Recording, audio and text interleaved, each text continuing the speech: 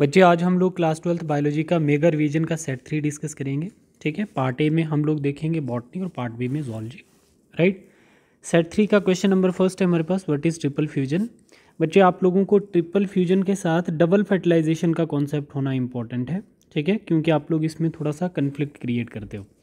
Triple fusion जो होता है बच्चे इन्वॉल्व 3 सेल्स। कितने सेल इन्वॉल्व होंगे? एक स्पर्म सेल होगा, एक एग सेल होगा और 2 पोलर न्यूक्लियाई होंगी। ठीक है बेटा, फॉर्म्स एंडोस्पर्म्स। क्या बनाएंगे? ये एंडोस्पर्म बनाएंगे और उसका रिजल्टेंट क्या होगा? पोलाइडी 3n विच इज ट्रिप्लॉइड, और क्या बनेगा? एंडोस्पर्म बनेगा। ठीक है, 1 फर्टिलाइजेशन इवेंट। इसमें कितने फर्टिलाइजेशन इवेंट होंगे? 1 फर्टिलाइजेशन इवेंट और 3 सेल फ्यूज टुगेदर। राइट, ये क्या आ गई आपकी ट्रिपल फ्यूजन। इसके कॉन्ट्ररी में आप लोग डबल फर्टिलाइजेशन देखना, कोई भी क्वेश्चन दोनों में से आ सकता है।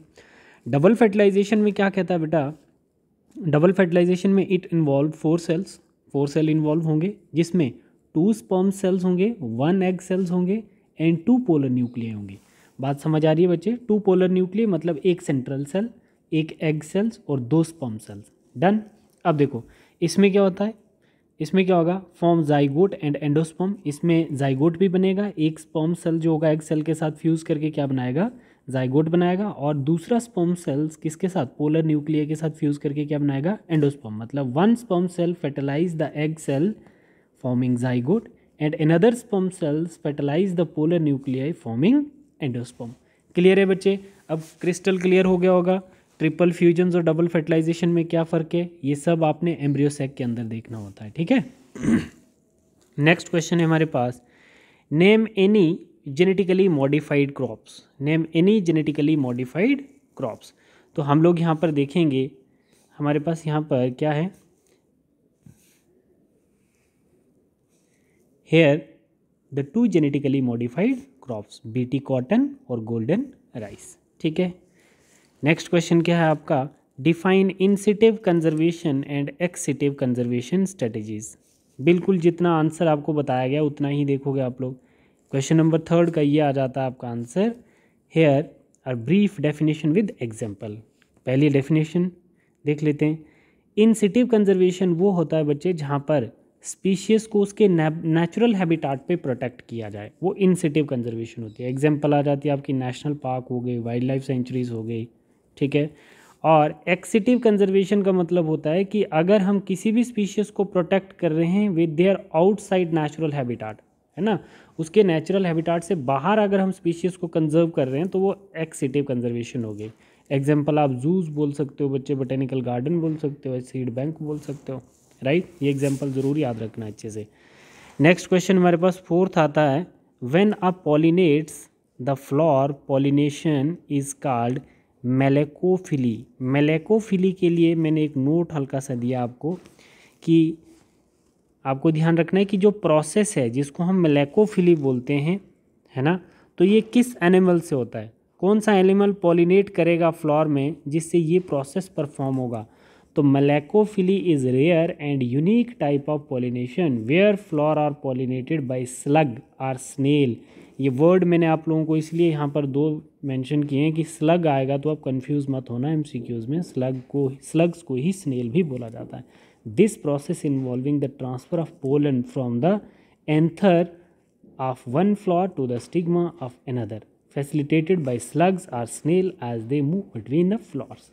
ठीक है बच्चे, आपके 4 क्वेश्चन हो गए। क्वेश्चन नंबर 5 हमारा क्या कहता है? Which of the following statement is correct. ठीक है, आपके पास ऑप्शन क्या है? आपके पास ऑप्शन क्या है? ध्यान देना बच्चे। Sporogenous tissue, hard outer layer of pollen is called intine, गलत हो गया। Tapetum nourish the developing pollens, microspore are produced by the endothecium, देखो ये भी गलत है। Sporogenous tissue is diploid. क्या होता है स्पोरोजिनस टिश्यू? आप लोग यहाँ पे देखना, मैं आपको यहाँ पे आंसर बता देता हूँ। ये है हमारे पास, the correct answer is C. C is a correct. मतलब क्या हो गया बच्चे?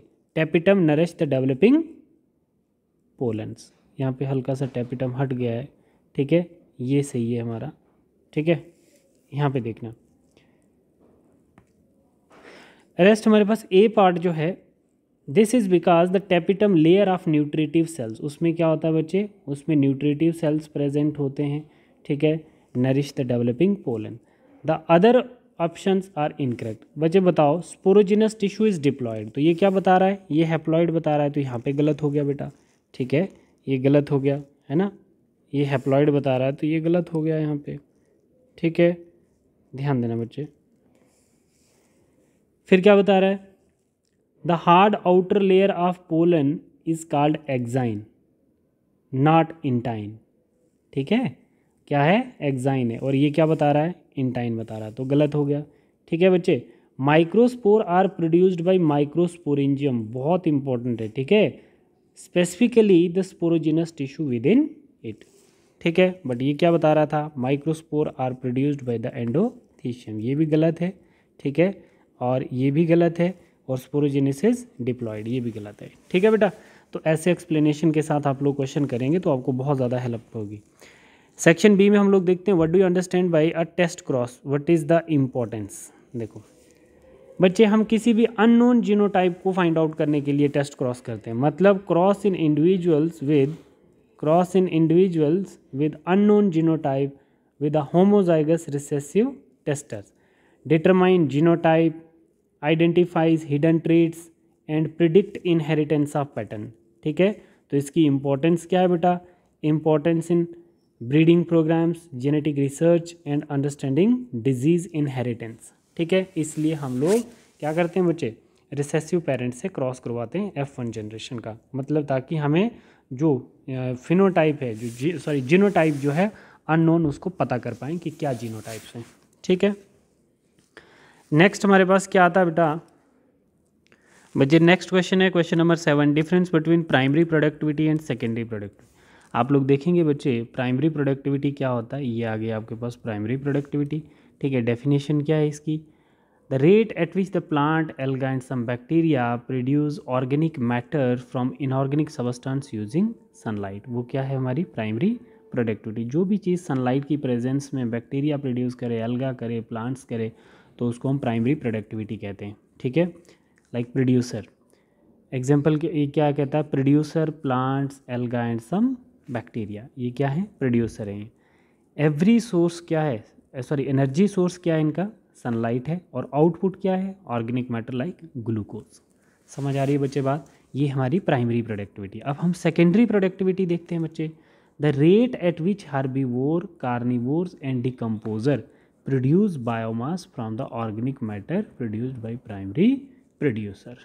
ठीक है बच्चे, तो ये क्या कह रहा है बच्चे, एक तो हमारा क्या था प्राइमरी प्रोडक्टिविटी। अब सेकेंडरी प्रोडक्टिविटी वो होती है बच्चे, सेकेंडरी प्रोडक्टिविटी वो होती है the rate at which herbivore या carnivore and decomposer produce biomass, उन्होंने प्रोड्यूसर को कंज्यूम करके कितनी एनर्जी प्रोड्यूस की है ना, कितना उनके पास बायोमास है, कितना ऑर्गेनिक मैटर है, उसको हम बोलेंगे सेकेंडरी प्रोडक्ट। लाइक कंज्यूमर कौन हो गए बच्चे, सेकेंडरी प्रोडक्टिविटी की एग्जांपल क्या बोलेंगे, consumer, herbivores, carnivores and decomposer, मतलब इनके बायोमास की हम बात कर रहे हैं। ठीक है, एनर्जी सोर्स क्या है, organic matter and produced by primary producer, primary producer से ही तो एनर्जी लेंगे ये, आउटपुट क्या है, बायोमास, एनिमल टिश्यू एक्सेट्रा। ठीक है बच्चे, क्लियर हो गया होगा सेकेंडरी और प्राइमरी प्रोडक्टिविटी। अब हम लोग देखते हैं बच्चे, right short note on gene therapy, question number 8 आ गया आपका। अब इसमें मेडिकल ट्रीटमेंट जो होता है बच्चे, using gene to prevent treat disease. Gene therapy हम क्यों करते हैं, ख़राब जीन को ठीक करने के लिए, रिप्लेस कर देते हैं, रिपेयर या faulty gene to restore normal function. ठीक है, टाइप्स क्या होती हैं बच्चे इसकी, जर्म लाइन, सोमेटिक सेल्स, है ना, जर्म लाइन और सोमेटिक सेल। मेथड क्या है, वायरल और नॉन वायरल वेक्टर यूज़ करते हैं। ठीक है, एप्लीकेशन क्या होती है बच्चे जीन थेरेपी की, genetic disorder, cancer, inherited disease, है ना, इनको करेक्ट करने के लिए।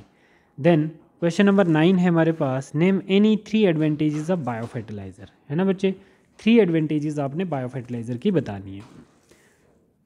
तो बायो फर्टिलाइज़र की क्या क्या 3 एडवांटेजेस हैं। सबसे पहली बच्चे, बायो फर्टिलाइज़र जो होते हैं बेटा, वो क्या करते हैं, इम्प्रूव करेंगे सॉइल फर्टिलिटी। ठीक है, enhance plant growth and yield, increase resistance to disease and paste.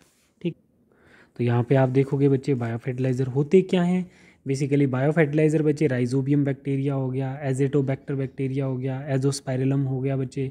Rhizobium क्या करता है, फिक्स करता है N2 इन लिग्यूम प्लांट्स। एजोबैक्टर क्या है, फिक्स करता है एटमॉस्फेरिक नाइट्रोजन। एजोस्पाइरलम क्या है, फिक्स करता है N2 and promote plant growth. ठीक है, mycorrhiza fungi that form symbiotic relationship higher plants like pinus, ठीक है। फॉस्फोबैक्टीरिया भी होते हैं बच्चे, solubilize phosphorus from the plant uptake, ठीक है। यहाँ पे ध्यान देना थोड़ा सा, ठीक है। अब क्वेश्चन नंबर 10th पे हम लोग आते हैं। 10th क्वेश्चन क्या है हमारा, give the meaning of allele terms allele. An allele is a variant of gene that occupy a specific location on a chromosomes. Allele can be different form of the same genes and they can result in the different traits of the characteristics. मैं आपको बता देता हूँ बेटा, जैसे हमारे पास क्या है, ये क्रोमोसोम है, ये क्या है क्रोमोसोम्स। मैं कह रहा हूँ कि इसके ऊपर कैपिटल टी भी हो सकता है, इसके ऊपर कैपिटल टी स्मॉल टी भी हो सकता है, और इसके ऊपर स्मॉल टी, इसके ऊपर स्मॉल टी भी हो सकता है, ठीक है बेटा। इसके ऊपर स्मॉल टी भी हो सकता है। समझ आ रही है बात। तो मैं आपको कह रहा हूँ कि जीन वेरिएंट को ही हम लोग एलील्स बोलते हैं, ठीक है। मानो जैसे ये कैपिटल टी है, ये स्मॉल टी है, ठीक है, तो ये स्मॉल हाइट के लिए है और ये टाल हाइट के लिए है, ठीक है। और दोनों का कैरेक्टर क्या है, सेम है, हाइट है। मतलब एलील वो होता है बच्चे, एक type of jeans which code for the same character, ठीक है बेटा, ठीक है। अब आपके पास आता है, अब नेक्स्ट क्वेश्चन है आपके पास बच्चे, नेक्स्ट क्वेश्चन हम लोग यहाँ पे देखेंगे। अब बच्चे हम लोग यहाँ पे देखेंगे सेक्शन सी के क्वेश्चन। आर पार्ट एक बार ही देख लेना, बट अब नहीं आता पेपर में, तो आर पार्ट वाला क्वेश्चन इंपॉर्टेंट हो सकता है, बट अब बोर्ड ऐसे इस पैटर्न से नहीं पूछता है, ठीक है। कोई चॉइस नहीं है आपकी, सिर्फ आपके क्वेश्चन नंबर लास्ट जो है सेक्शन डी में आपको चॉइस रहती है, बाकी किसी में भी चॉइस नहीं है, बट क्वेश्चन एक बार देख लेना। फिर सेक्शन सी में क्वेश्चन नंबर 11 है, होमोजाइगस टाल P plant with green seed is crossed with the dwarf P plant with yellow seed, what will be the phenotypic and genotypic in F1 and workout phenotypic and genotypic ratio of F2। बहुत important question है बच्चे, इसको ध्यान देना यहाँ पे थोड़ा सा, ठीक है। हम लोग देखेंगे यहाँ पे, हमने यहाँ पे पेरेंट कैसे लिए हैं बेटा, हमने पेरेंट कैसे लिए, पेरेंट 1 हमने क्या लिया, P1 टाल विद ग्रीन सीड G, ठीक है। हमने टॉल का क्रॉस करवाया किसके साथ, ग्रीन सीड के साथ। तो जीनोटाइप हमारे पास कैसा आएगा बच्चे, टाल ग्रीन होमोजाइगस डोमिनेंट, ठीक है बच्चे। और फिनोटाइप कैसे आएंगे, टाल ग्रीन सीड आएंगे, ठीक है। हम किसकी बात कर रहे हैं बच्चे, हम किसकी बात कर रहे हैं, आपके पेरेंट 1 की, जब हम टाल और ग्रीन सीड का क्रॉस करवा रहे हैं। पेरेंट 2 हमने कैसे लिए हैं, पेरेंट 2 जो है हमारे पास, पेरेंट 2 ड्वार्फ और येलो सीड्स, ठीक है। तो जीनोटाइप क्या होगा, स्मॉल जी होमोजाइगस रिसेसिव। तो आपको याद रखना है, एक हमने होमोजाइगस डोमिनेंट पेरेंट लिया और एक हमने होमोजाइगस रिसेसिव पेरेंट लिया है। तो अब इसमें फिनोटाइप क्या आएंगे, ड्वार्फ येलो सीड्स आएंगे, ठीक है। F1 जनरेशन में हमारे पास क्रॉस किसका हुआ, टाल और ग्रीन का, किसके साथ बच्चे, ड्वार्फ और येलो के साथ, ठीक है। अब देखो हमारे पास यहाँ पर गैमीट जो हैं, तो ये हमारे पास किसके आगे, पेरेंट 1 के, और ये आगे पेरेंट 2 के। अब F1 के जो जीनोटाइप हैं वो ऐसे आएंगे हेटेरोजाइगस, F1 के जो फिनोटाइप हैं टाल ग्रीन और ग्रीन सीड आएगा। और F2 जनरेशन कैसी होगी, F2 जनरेशन कैसी होगी पेरेंट 2 की बच्चे, पेरेंट 2 की F2 जनरेशन ऐसी होगी, टाल और ग्रीन, और टाल और ग्रीन की सेल्फिंग करवा दी। ये हमारे पास गैमेट्स बन गए बेटा, ये सब हमारे पास गैमेट्स बन गए। अब F2 में जीनोटाइप एंड फिनोटाइप कैसे होंगे, देखो देखो बच्चे, ये फिनोटाइप्स हैं, ठीक है, और ये आपके जीनोटाइप्स आ गए, ठीक है। कंटिन्यू देखेंगे नीचे ऐसा करके, ठीक है।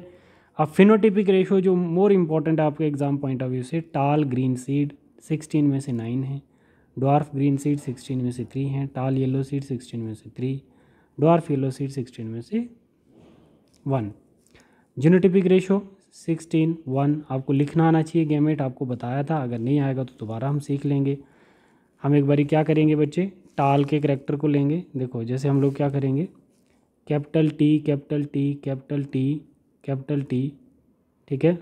और फिर उसके बाद बच्चे हम क्या लेंगे, capital T small T capital T small T, और फिर उसके बाद स्मॉल टी ऐसे करके बनाएंगे। मैं फिर से आपको बता दूंगा, एक बारी आप ट्राई करना, ठीक है।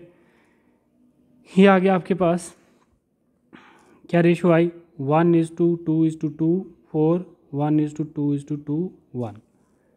ठीक है बच्चे, तो ये आप टोटल काउंट करोगे तो क्या बनेंगे 16 ही बनते हैं। ठीक है बच्चे, एक बारी देख लेना, इसमें थोड़ा सा मुझे जीनोटिपिक में दिक्कत लग रहा है। हम लोगों ने क्या किया है, हमने पेरेंट कैसे लिए, क्रॉस क्या लिया है, कैपिटल टी और capital G di hybrid cross लिया है, और स्मॉल टी स्मॉल जी। ठीक है बेटा, तो हमारे पास जो गैमेट बनेगा कैपिटल टी जी बनेगा, और इसमें क्या बनेगा स्मॉल टी जी बनेगा। ये गैमेट बन गया, ये हमारे पास पेरेंट थे। ठीक है बच्चे, अब जब हम इनका फर्टिलाइजेशन करवाएंगे capital T capital G small G आ जाएगा, ये हमारी F1 जनरेशन आ जाएगी। ठीक है, तो F1 जनरेशन में बच्चे हमने क्या देखे, F1 जनरेशन में हमें कैसे दिखे, F1 जनरेशन में फिनोटाइप हमें टाल ग्रीन ही दिखे, क्योंकि कैपिटल टी और स्मॉल टी मतलब कैपिटल टी और कैपिटल जी जो है डोमिनेंट हैं। तो F1 जनरेशन में फिनोटाइप हमें टॉल ग्रीन सीड वाले दिखे, है ना। तो जीनोटाइप कैसे दिखेंगे बच्चे हमें, जीनोटाइप कैसे दिखेंगे, capital T capital G small T, heterozygous. Genotype कैसा है इसका, हीट्रोजाइगस। अब बच्चे हम यहाँ पे क्या करेंगे, अब हम लोग यहाँ पे इसकी सेल्फिंग करवाएंगे। तो capital T capital G capital T small G, ठीक है, स्मॉल टी कैपिटल जी और स्मॉल टी स्मॉल जी, ये बन गए बच्चे हमारे पास। देखो ये गैमेट्स बन गए इसके जब हमने सेल्फिंग करवाई। ठीक है, तो सेल्फिंग करवाने के बाद F2 जीनोटाइप और फिनोटाइप हमारे पास कितने आएंगे। देखो बच्चे F2 जीनोटाइप और फिनोटाइप हमारे बच्चे सेक्शन सी का जो क्वेश्चन नंबर 1 है ना, हम लोग इसको इधर देखेंगे, ऐसे अलग से मैं समझाऊंगा आपको। इसमें थोड़ा सा आंसर राइटिंग में ध्यान रखना, इसका टेबल जो होता है बच्चे, ये टेबल आपको याद रखना है। ठीक है, तो आप लोग यहाँ पर ध्यान देना थोड़ा बच्चे, ध्यान देना। क्वेश्चन नंबर 11 का जो सोल्यूशन है ना, क्वेश्चन नंबर 11 जो है उसका सोल्यूशन मैं आपको यहाँ पे बता रहा हूँ। क्या बोला है क्वेश्चन में, टाल ग्रीन सीड का क्रॉस करवाना ड्वार्फ येलो सीड के साथ। तो ये बच्चे आपके पास क्या आ जाते हैं, ये पेरेंट्स हैं आपके। ठीक है, ये पेरेंट हैं। ठीक है, और ये वाले जो हैं ये पेरेंट हैं, और फिर उसके बाद जीनोटाइप्स आएगा आपके पास। ठीक है, ये आ जाएंगे जीनोटाइप, ये जीनोटाइप आ जाएंगे बच्चे, और ये आ जाएंगे आपके गैमेट्स आ जाएंगे। ये हमारे पास क्या आ गए बच्चे, F1 जनरेशन आ गई, ये हमारे पास F1 जनरेशन आ गई। इसमें जब हम सेल्फ पॉलिनेशन करने लगे बच्चे, तो ये फिर हमारे पास क्या आ गए, ये गैमेट्स आ गए हमारे पास, ये गैमेट आ गए बच्चे। ठीक है, तो अब इन गैमेट्स में हम लोग क्या करने के लिए, इन गैमेट्स से हम क्या बनाएंगे F2 जनरेशन। तो ये आ गया हमारे पास क्रॉस। तो हमने गैमेट्स कैसे लिख दिए, एक साइड ऐसे ऐसे करके, ठीक है, और दूसरी साइड ऐसे करके लिख दिए हमने गैमेट्स। ठीक है, तो अब F2 जनरेशन में आप लोग देखोगे, मतलब फिनोटिपिक रेशियो ऑफ F1 टाल प्लांट विद येलो सीड आए थे, टाल plant with yellow seed F1 generation में देखो ना बच्चे, टाल प्लांट विद येलो सीड आए थे। फिर अब हम लोग देख रहे हैं जीनोटाइप F1 में क्या था, ये था जीनोटाइप, आप लोग देख सकते हैं बेटा। ठीक है, फिनोटिपिक रेशियो F2 जनरेशन में क्या आई, 9 आए हमारे पास, कैसे, टाल प्लांट येलो सीडेड, और 3 कितने आए टाल प्लांट ग्रीन सीडेड, और 3 कितने आए ड्वार्फ प्लांट येलो सीडेड, और एक आया हमारे पास dwarf plant with green seeded. ठीक है बेटा, तो ये था आपके पास। अब मैं आपको बता रहा था बेटा गैमेट कैसे लिखना है, तो वो मैं आपको बता देता हूँ। देखो हमारे पास क्या था, अब बेटा क्वेश्चन में क्या पूछा था, क्वेश्चन में आपको पूछा गया था कि आपको जीनोटिपिक रेशियो F2 जनरेशन की और फिनोटिपिक रेशियो आपको F2 जनरेशन। तो फिनोटिपिक रेशियो तो हम पता करके, अब आपको जीनोटिपिक रेशियो का पता करना है। ठीक है, तो जीनोटिपिक रेशियो में आपको लिखना बता देता हूँ कि कैसे लिखते हैं बच्चे जीनोटिपिक रेशियो। सबसे पहले हमारे पास डोमिनेंट क्या थे बच्चे, टाल येलो हमारे पास डोमिनेंट था, तो हम पहले 3 बार कैपिटल टी लिखेंगे बच्चे। फिर उसके बाद हम लोग 3 बार हिट्रोजाइगस डोमिनेंट लिखेंगे, और फिर उसके बाद 3 बार हम लोग होमोजाइगस रिसेसिव लिखेंगे। ठीक है, अब उसके बाद दूसरा डोमिनेंट कैरेक्टर था, क्या था, डाई हाइब्रिड था ना, येलो, कैपिटल वाई आएगा, फिर कैपिटल वाई, फिर स्मॉल वाई। ठीक है, अब कैपिटल वाई स्मॉल वाई, और फिर एक बार फिर से हम लिखेंगे कैपिटल वाई कैपिटल वाई, और फिर लिखेंगे कैपिटल वाई और स्मॉल वाई, और एक बार और लिख देंगे स्मॉल टी। ठीक है बेटा, तो इसमें आप लोग देखोगे, इसमें आप देखना बहुत शॉर्टकट है ये, इधर लिख दोगे आप लोग 1 2 1 2 4 2 1 1, ठीक है। तो टोटल करोगे बच्चे तो ये 1/16, 16 में से ये जो सारे बॉक्स काउंट करोगे तो कितने हैं, 16 है। 16 में 1 ऐसा होगा, ठीक है। ये 2/16, फिर इसमें 1/16 ऐसा एक ही होगा, 2/16, 4/16, 2/16, 1/16, 2/16 और 1/16, ठीक है बच्चे। तो ये इसकी क्या आ जाती है, ये जीनोटिपिक रेशो आ जाती है, ठीक है बेटा। तो हमने ये क्वेश्चन यहाँ पर बहुत अच्छे से सीख लिया है, जीनोटिपिक और फिनोटिपिक रेशो कैसे निकालते हैं डाईहाइब्रिड क्रॉस की F2 जनरेशन में। तो अब आपके पास नेक्स्ट क्वेश्चन आता है, बेसिक सा क्वेश्चन है बच्चे, प्रीडेशंस और म्यूचुअलिज्म में डिफरेंस बताना है, ठीक है। अच्छे से देखो इसको, ठीक है। इसकी एग्जांपल्स भी आप लोग देख लेना। फिर नेक्स्ट क्वेश्चन आपको बताया है how does pollen mother cells, इसकी स्टेजेस आप लोग देखोगे, here the step by step explanation. Developmental stage आ जाएगी, है ना, पॉलिनेशन और फर्टिलाइजेशन, फिर जाइगोट फॉर्मेशन होगी बच्चे, एम्ब्रियो डेवलपमेंट होगी, एम्ब्रियो मैच्योर होगा बेटा, फिर एंडोस्पर्म फॉर्मेशन होगी, ऐसे करके। और फिर इसमें मैचुरेशन ऑफ पोलन ग्रेन है ये बेटा, है ना, maturation of pollen grain. Question number 14 में पूछा है बच्चे, जेनेटिकली मॉडिफाइड क्रॉप्स बतानी है, ठीक है। जेनेटिकली मॉडिफाइड क्रॉप्स और उसके बेनिफिट्स बताओगे बेटा, ठीक है। यहाँ पर देख लो सभी इसके कैरेक्टर्स,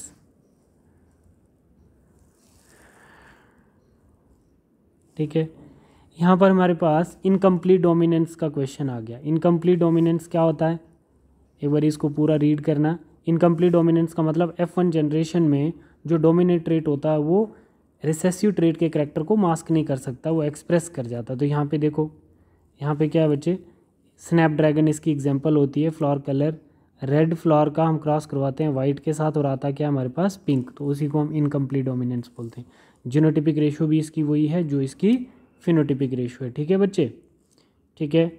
तो 16 क्वेश्चन में आप लोग देखोगे definition and explanation of biodiversity, types इसकी देखेंगे, species diversity, genetic diversity, ecosystem diversity, ठीक है। तो ये कंप्लीट हो गया बेटा आपका, ठीक है, डाइवर्सिटी वाला क्वेश्चन। एक बारी प्रॉपर इसको अच्छे से देखो। और फिर हमारे पास आता है research of genetic, experimental verification of DNA as a genetic material. तो ये थे बच्चे अवेरी, मैक्लॉडी एंड मैकॉटे एक्सपेरिमेंट 1944।